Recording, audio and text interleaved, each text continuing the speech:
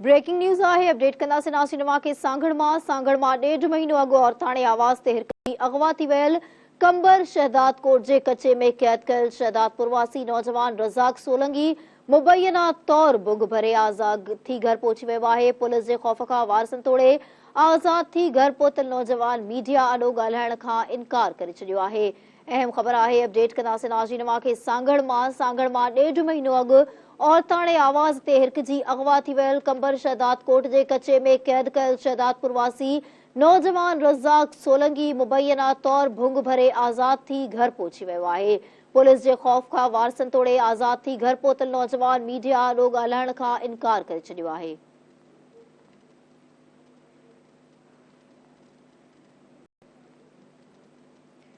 Breaking news आहे update कंदासीं नाज़रीन नवा खे सांगड़ मां 1.5 महीनो अॻु औरताणे आवाज़ ते हिरक जी अगवा थी वियल कंबर शहदाद कोट जे कचे में कैद कयल शहदाद प्रवासी नौजवान रज़ाक सोलंगी मुबैना तौर बुंग भरे आज़ाद थी घर पहुची वियो आहे। पुलिस जे खौफ़ खां वारसनि तोड़े आज़ाद थी घर पहुतल नौजवान मीडिया आॾो ॻाल्हाइण खां इनकार करे छॾियो आहे।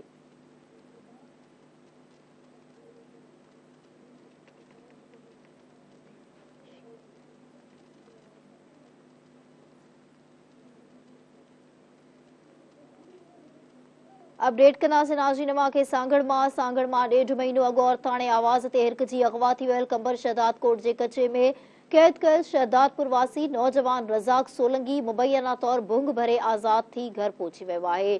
पुलिस जे खौफ़ खां वारसनि तोड़े आज़ाद थी घर पहुतल नौजवान मीडिया आॾो ॻाल्हाइण खां इनकार करे छॾियो आहे।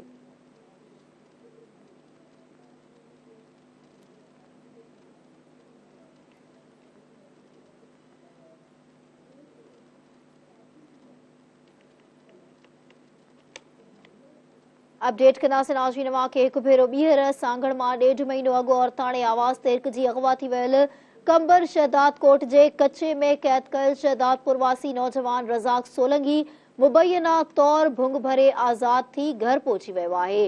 पुलिस जे खौफ़ खां वारसनि तोड़े आज़ाद थी घर पहुतल नौजवान मीडिया आॾो ॻाल्हाइण खां इनकार करे छॾियो आहे। तफ़सील मालूम कंदासीं। टेलीफोन लाइन ते मौजूद आहे सांगड़ मां धरती टीवी न्यूज़ जो रिपोर्टर रशीद मगज़ी। जी रशीद, छा अपडेट्स आहे नवां वटि?